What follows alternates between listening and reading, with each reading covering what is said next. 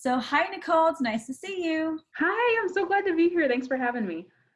I'm so excited. So everyone, I want to introduce you to my friend, Nicole. Now, Nicole Cadwell, right? Nicole is one of my students that is going through my art teacher blueprint. And she and I were talking the other day, and she was telling me about this amazing software that she's been using with some of her students. And I thought it was a great idea to jump on and share it with you. So Nicole, tell me about this new software and how you use it, and tell me a little bit about it. And I know you'll share your screen in a minute when you're ready.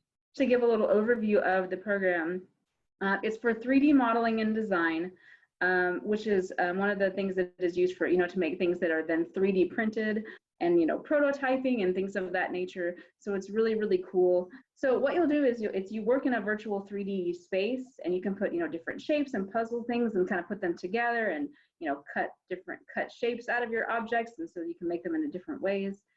And I've used it before at a science center that had a 3D printer right there. So you can make your design in the program and then send it straight to a 3D printer. It's really, really cool to be able to make your own little models and toys, figures, any number of things you can make, as well as, more complex things that are used for, robotics. And that's kind of the application for.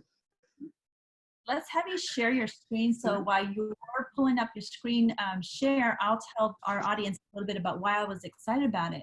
What I'm super excited about is that in all my books and all my education, I'm always talking about how important it is to have kids have spatial intelligence. And that is the fact that we all design, when we start learning to draw and doodle, we start doing that in 2D flat dimensions. And as kids get older, they want to make their pictures and paintings realistic. And that is about the time that kids are starting to be aware that things are three-dimensional on paper. And so why I thought this was really exciting to share is between 9 and 12 years old, kids start to transition into wanting everything to have dimension in their paper. And this is a great way to teach what that dimension's like, because unless kids are actually working with physical three-dimensional things, it's really hard for them to visualize how to make things pop on paper. And so I was thinking this is a great way kids can jump in, make things in a 3D model, even print it out, like you're gonna show us the way this software works, but print it out and then have it physical in their space. They can actually understand what that looks like in 3D space and volume. So that's why I was excited about this. Tell me about this. This looks fun. Sure. Well, I was excited when we had our last training meeting for the art teacher training program, and you were talking about how, to make them both, with clay or with physical space, and also in this program to help kids, make that transference between the two. And I'm learning a ton in the program. This is one of there's a bunch of tutorials in this program that are free. The whole program is free as well. You can just make a free account. And so what you'll do after you've done kind of the tutorials to learn the basics of the program, you can start making these little projects. And they have step-by-step instructions for these as well. This one's kind of about halfway completed, it looks like, in my account. It's for a pair of glasses. And so you can move your 3D plane around. I'm sorry, were you saying something? What's the name of the program? TinkerCAD. And it's just tinkercad.com is the website. And it's pretty easy once you get there to make an account and jump right in. But you can navigate around the 3D space, and over on the side you can take out the different shapes, and I'm going to zoom in on it real quick. Whoops, there we go. And so, and you can learn all this in the tutorials, but you can, you can size them, to different shapes to make them fit into the little outlines of this tutorial, and shrink it down. It's cool, yeah. And then they have lots of different shapes, and you can kind of you can move them up and down in the 3D space.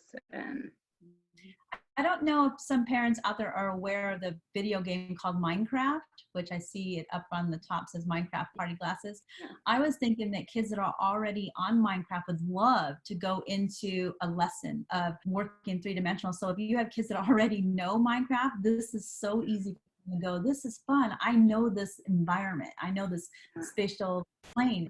But I think you're really right about, Minecraft players already knowing how to do a little bit of construction, particularly with things that are, of this cube shape. Because it's all about building those, is my understanding of it. So Nicole, I know that you work with a lot of kids that have autism. Is that correct? Yes. Okay. So what do you think about kids engaging in this activity? Do you think that's something that they could try out and it, in your experience, has worked out well? Um, for my students with autism specifically, a lot of them have ended up being really good at this program. They usually have really good visual spatial skills, and they're often really visual learners. So they take to this really easily, most of them from the ones I've worked with, and they seem to really enjoy it as well. So I mean, it's a great for a hobby, for fun, and it can be a great kind of vocational skill. A lot of my students will start with a program like, and then I have one student who is working with a more architecture type based 3D modeling program called SketchUp. So he learned all the basics with this program, then moved on to that. So I think that this program isn't made for kids with autism specifically. It's really, a lot of kids can use and enjoy this. But I just happened to, try it for fun one day with some of my students, and they really loved it. So I've just kind of rolled with it over the years. So are you thinking this is like a beginner platform for kids to understand the concept of CAD, which is a three-dimensional software? And I guess I'm asking that question because there is a professional program called CAD, and that's what engineers use to make three-dimensional models. So I'm wondering, is this like a primer for kids to kind of get that knowledge base on that? I'm not sure if that was the intention with creating it. I think a lot of people use it that way though, because it does really have a lot of those good foundations, and it has a lot of fun projects that would be interesting for kids, and it has the bright colors. And I've heard some people describe it as kind of being, a lot of people perceive it as being made for kids, but it also can do a lot of things. I know someone who, I don't know her, but I've seen her YouTube videos. She builds robots and makes things like that. And she talks about how she uses this program for some of her prototyping, even with her work, even though she says it looks like it's made for kids, but it's really a powerful program. So it kind of gives you both, but there's a lot of good things for kids to learn the foundations with this, I think. I feel that if you were teaching volume, this would be kind of fun to actually take kids into, like, so let's say we had a new screen and we wanted to start with just learning a box and the space and the volume. It'd be fun just to have them create a box and then go print it and actually assemble it, right? So look how easy that is. So you just grab the template and place it down. Mm-hmm.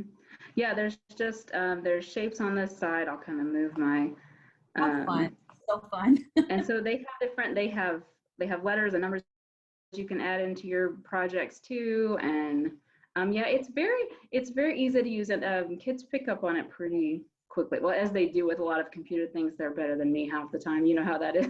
But I have a question. So if I wanted to print that box out, how does that print out? What does it look like? Is it actual pieces or? Well, what it would, I mean, how 3D printing works is it will print something, like it prints it in really thin layers on the 3D printer, like a little layer of the plastic at a time. So something like this, I imagine, would be pretty easy and pretty solid to make. With other things, if you're getting something that's more like this, that has, open spaces in it, you have to be kind of careful. That's when you have to really get into more making sure that it's not going to collapse when it prints. It gets a little more complicated when you're looking at other shapes like this. And there's some design components that have to go into that. But with something like this, yeah, it would be pretty simple to make it and print, I think, and it would just print it kind of layer by layer on top of each other until the shape was finished. So you do have to have a 3D printer to take these into press.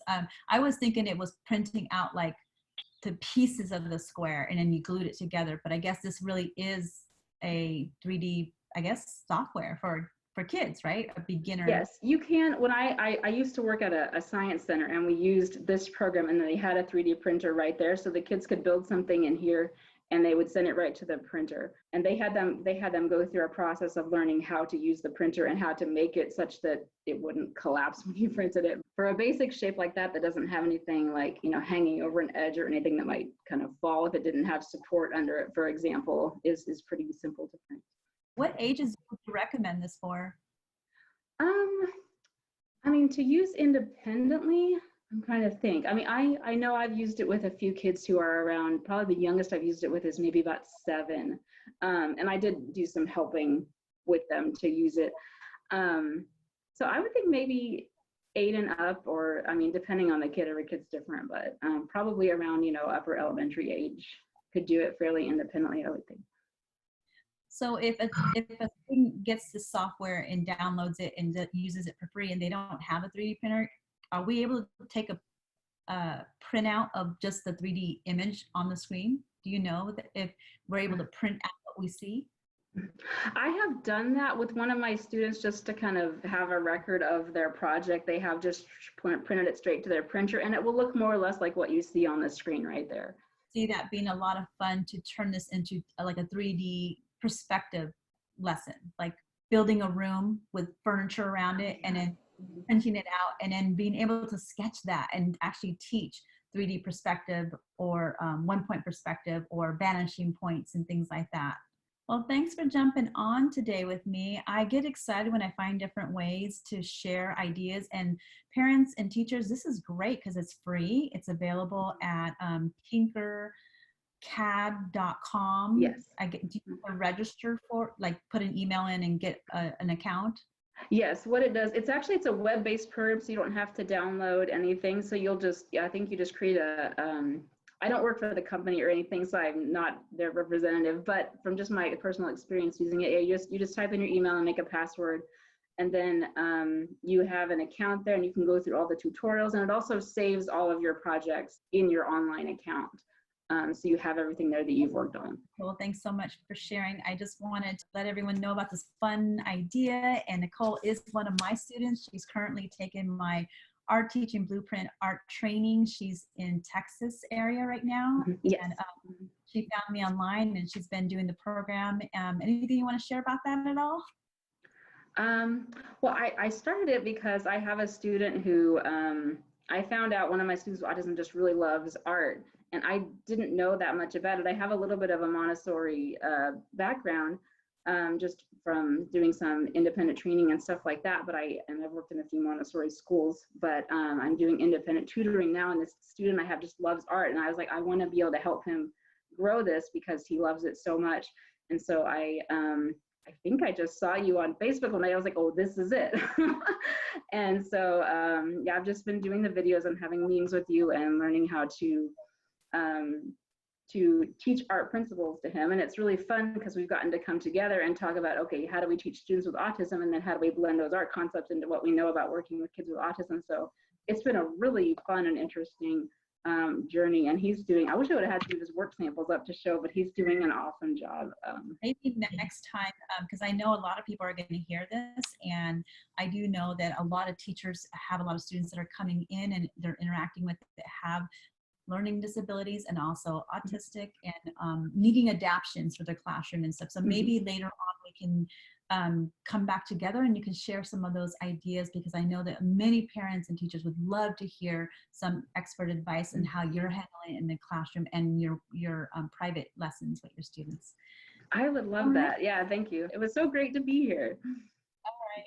Thank you everyone for joining us. And again, I'm Spramani with Nature of Art. You can find me at Montessori-art.com or ecokidsart.com. I'm an art teacher in San Diego, California. I train teachers, the author of 7 art education books, curriculum designer, and you can read my weekly blogs there too. All right. Bye, everyone. Bye. Thank you so much.